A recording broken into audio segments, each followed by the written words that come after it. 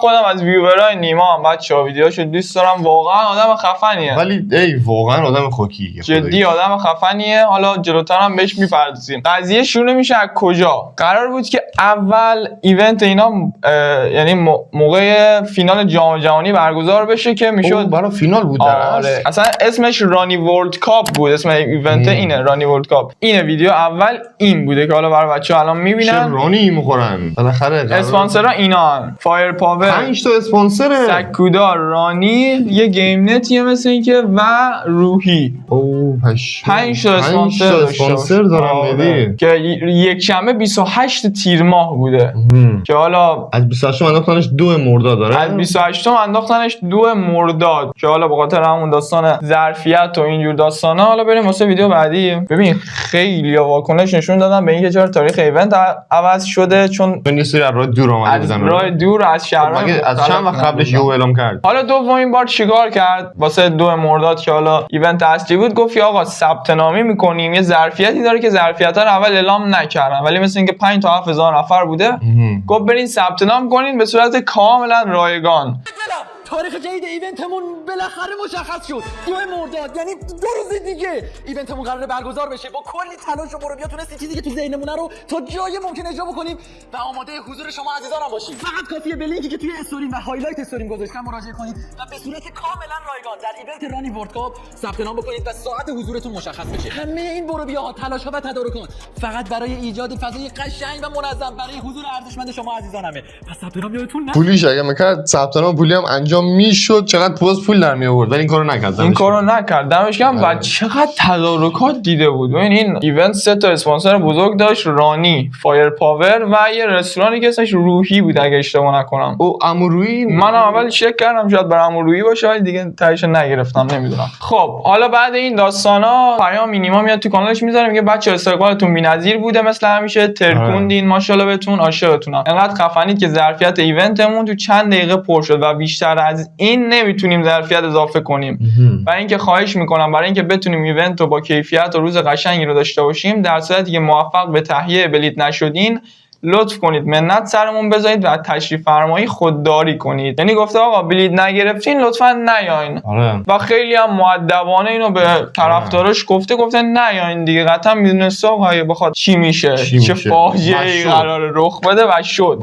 حاجی این وسط من یه چیزی رو بگم. به نظر ممکنه این حرکت کار خودشون باشه، از ام خودش کانالش اینجوری کرده باشه که حواشی‌ها بیاد سمتش وایرال بشه، سابسکرایب بگیره؟ بعید بدونم همچین آدمی که انقدر ساب داره دیگه نیازی به این کارو داشته باشه. ویدیو مسیج امیر گودرزیه که اینه، حالا تو نمیشناختیش، میاد میگه که آقا همه چی آماده است برای برگزاری ایونت و اینجور داستانا و همه چی هم خوب پیش میره. اولش همونجوری که داری میبینی خیلی منظم میان با همه خوشوبش میکنن، سلام سکیوریتی اینا اوکی، میگه مثلا جلوتر نه اینا فلان و اینا، همه چیز یعنی مرتب پیش میره. جمعیت اوکیه نه؟ جمعیتی بوده که انتظارشو میرفتن، زیاد بوده ولی خب همون جمعیت اوکیه بوده. هنوز شلوغ نشده بود اون صورت. اومدن همه عکسشون رو گرفتن و این بنده خدا رو نگاه مثلا اونم صحنه رو دیدی جزء ایونت بوده. ولی خب میرسیم یهو به جای وحشتناک کار. آها میشه اینجا. یا خدا میشه اینجا که این پله برقی کنده نشد، از دست همه خارج میشه و تو همین بینم حالا نیما آسیب میبینه. ببین یا خدا حاجی این مجتمع اصلا توانایی پذیرش این هم آدم همون دقیقاً همون بود که ببین به سکیوریتی گیر دادن، گفتن آقا شما الان با سوانی این نباید اجازه میدادین کسی وارد بشه دیگه. اینجا هم که همه پشت در خواهان نیما در حال شعار دادن میزنن نیما بعد گودرز یه نفر مثلا گودرز فکر کنم هیچ اون بنده خدا رو نمیده. ببین واقعا خدا رو شکر اتفاق برای کسی نیفتاد، مثل حادثه منو پیش نیومد اون وسط یه نفر به چخ بره. ببین من دیروز داشتم یه ویدیویی میدیدم، تو فکر کن اون بین یکی نفس تنگی کم می آورد یا هر چیزی چجوری اونم خواستم ببرن بیرون، بعد رو دستشو میگفتنش بردن نمیشد اصلا. خیلی اوضاع وحشتناکه. چجوری میخواد یکی بره عقب؟ میرسیم به این قسمت که حالا نیما رو سکیوریتی میگه که آقا بیاین ببریمشون سمت حوض‌نما، همون قسمتی که بازه فضای باز ببریمشون اونجا با بچه‌ها صحبت کن. اشتباهشون اونجا بود فکر کنم مثلا. ببرشون اونجا که باهاشون صحبت کن. ولی اونجا حداقل همه دیدنش دیگه. دیگه. همه دیدنش و صحبت شد، ولی خب دیگه نیما بنده خدا خودش تو جمعیت آسیب میبینه. چجوری شد که آسیب دید واقعا؟ تو جمعیت بوده دیگه، حالا همه بریزن سر اون قضیه موهاش چیه؟ یه چند تا چیز هم بچه‌ها مثلا گفتن. یکی این که دایه کردن که موهاشو قیچی کردن. اون علاقه دادا اینو برداشته ببره یادگاری. حالا اینو میگه رو علاقه است. تو اینکه گفتن کیف پول گوشیشو دزدیدن. اینو همش از رو علاقه است داشت میتی. اینم میشه گفت از علاقه است. ولی خب پایش هم شکستن. آره. این از بدخواهیه دیگه فکر کنم. علاقه بعید میدونم. ببین شاید یکی مثلا 100 کیلو بوده گفته بیا نیما جون عکس بگیریم، یهو رفته رو پاش. رفته روش و اینجوری شده. که اونم از رو علاقه بوده یعنی. رو علاقه بوده ولی کاش نبوده بود. تا نیما رو نبینیم آروم نمیگیری. هم گرفتن یا ابوالفضل مهدی. دعوای طرفدارا یا حضرت جمعیت. از پله که داره میره پایین داره مدن برن بالا. یعنی رونالدو اومده بود ایران، یه همچین تصاویر داشتیم میدیدیم دقیقاً. ببین من اگه اینجا بودم میمردم. تو پنیک اتک میشدی فکر کنم برار. پشمام ملزه قش کردن. اینجا میگه پام پاما. اینجا میگه پام پام پام و از حال میره.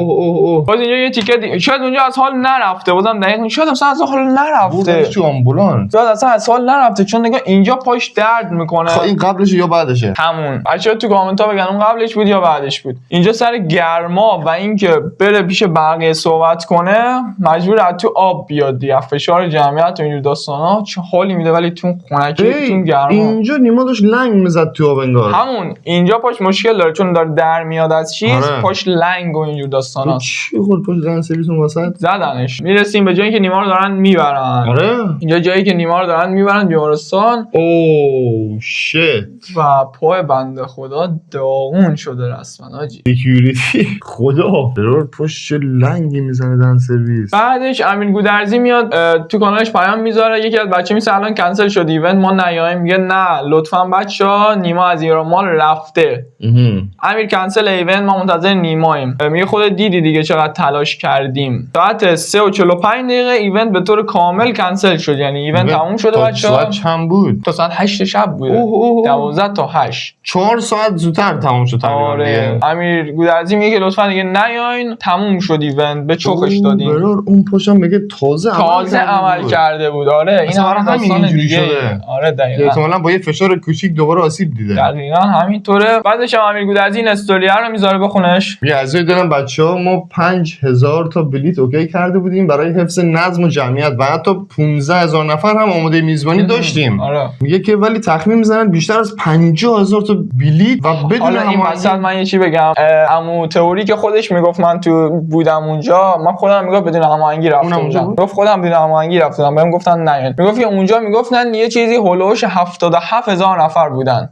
تخمین میزدن. حالا ادامهشو بخون. حالا همه میگن ما اونجا بودیم. منم بودم دیگه. نگفتم بهت؟ بدون هماهنگی تشریف آوردن، قدم سر چشمام گذاشتین، ولی نیما تو جمعیت پاش آسیب دید و داریم با اورژانس میبریمش بیمارستان. پای راستش آسیب دیده. هممون نگرانشیم ببریم دکتر ببینیم پاش چی شده. ممنون از حضور گرمتون به امید دیدار. ایناست که بعده و فاجعه است دیگه. بد نیست رسما.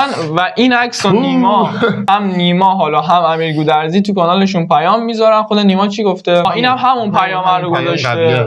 نه اینم بگم که میگفتن دستگیر شده انگار نیما. چرا دستگیر؟ ولی دستگیر نشده. حالا این داستان تکذیب شد اصلا. آره چه خلافی انجام داده بنده خدا. ایونت برگزار کرده خب نمیدونسته اینقدر میاد. دستگیر نشد ولی خب کانالشو هم بستن، هم اینستاشو بستن.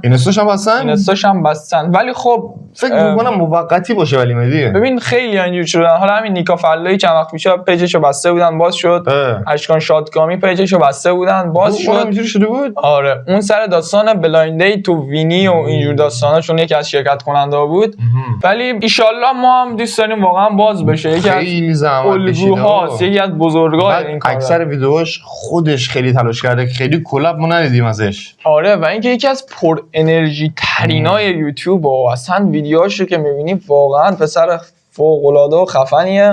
و این بود داستان نیما. این کارو کرده بود. سولبا هم این کارو کرده بود. من فکر خب بچه‌ها خوب موقع تموم شد ویدیو. من البته خب لپتاپ دیگه برار اینجاش هم باشه اصلا. اینجاش هم اوکی. اینجا ایرانه دیگه. فهمیدین چرا نیما اینجوری شد دیگه. بچه‌ها 2 بار داریم ویدیو ضبط کنیم. یه بار خانه ما بود دوربینم سوخت.